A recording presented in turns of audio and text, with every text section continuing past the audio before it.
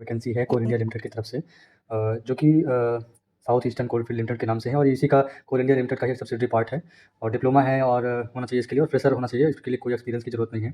लगभग 1 साल से ज़्यादा वैकेंसीज़ हैं। सैलरी आप देख ही सकते हैं काफ़ी ज़्यादा है और इसमें सिर्फ सीबीटी एग्जाम होना है। इसके बाद आपका डॉक्यूमेंट वेरिफिकेशन होगा और मेडिकल टेस्ट होगा। इसके बाद आप सीधे आप मतलब ज्वाइनिंग कर सकते हैं और इसका ये कंपनी का प्रोफाइल दिया हुआ आप देख ही सकते हैं। इसमें एक ये मिनी रत्न कंपनी है जो कि छत्तीसगढ़ और मध्य प्रदेश के एरियाज़ में काम करती है। इसके 170 मिलियन टन से ज़्यादा एनुअली इसका प्रोडक्शन है इसका।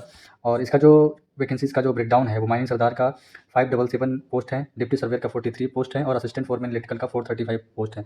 सबसे ज़्यादा पोस्ट माइनिंग सरदार का है और इसमें क्वालिफिकेशन सब में क्वालिफिकेशन जो होना चाहिए वो 10th पास होना ज़रूरी है। इसके बाद जो माइनिंग सरदार का एक सर्टिफिकेट है, डिप्टी सर्वेयर में सर्वेयर कॉम्पिटेंसी का सर्टिफिकेट है और असिस्टेंट फोरमैन इलेक्ट्रिकल में आपको डिप्लोमा होना चाहिए इलेक्ट्रिकल इंजीनियरिंग से।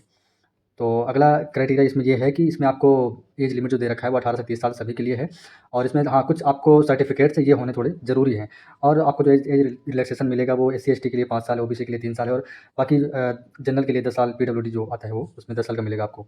इसका जो फॉर्म जो रिलीज़ हुआ है वो 8 अप्रैल को हुआ है। 15 तारीख से हाँ, इसी 15 अप्रैल से आप इसका फॉर्म भरना स्टार्ट कर सकते हैं। 14 मई तक पूरा 1 महीने का टाइम है, आराम से फॉर्म भरिएगा। पूरा डॉक्यूमेंट कंप्लीट कर लीजिएगा, कोई भी डॉक्यूमेंट छूटना नहीं चाहिए और इसके बाद फिर आपका जब भी CBT एग्ज़ाम होना होगा उसका डेट आपको मेल कर दिया जाएगा।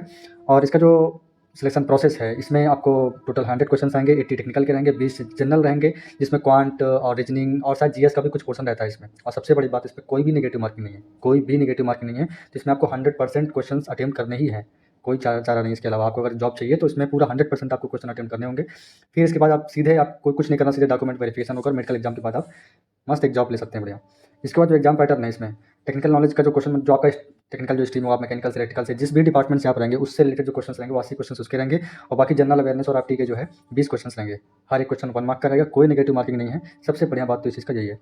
सैलरी आप देख सकते हैं 47,330 रुपीज़ है जो कि बहुत ही अच्छा एक सैलरी है और अलाउंसेस तो अलग से है ही इसमें। साथ में डियरनेस अलाउंस हो गया, ट्रांसपोर्ट हो सब्सिडी हो गया, attendance bonus, provident fund, PF हो गया आपका, HRA, medical benefits, special allowances, gratuity pension ये सब आपको मिलेगा ही मिलेगा। और आपका जो करियर ग्रोथ पाथ है काफ़ी अच्छा ये भी है। और इसके बाद आप जो प्रोसेस है इसको अप्लाई करने का आप देख सकते हैं, जाइए इसको अप्लाई करिए और कीप इट अप, लगे रहिए। जय हिंद।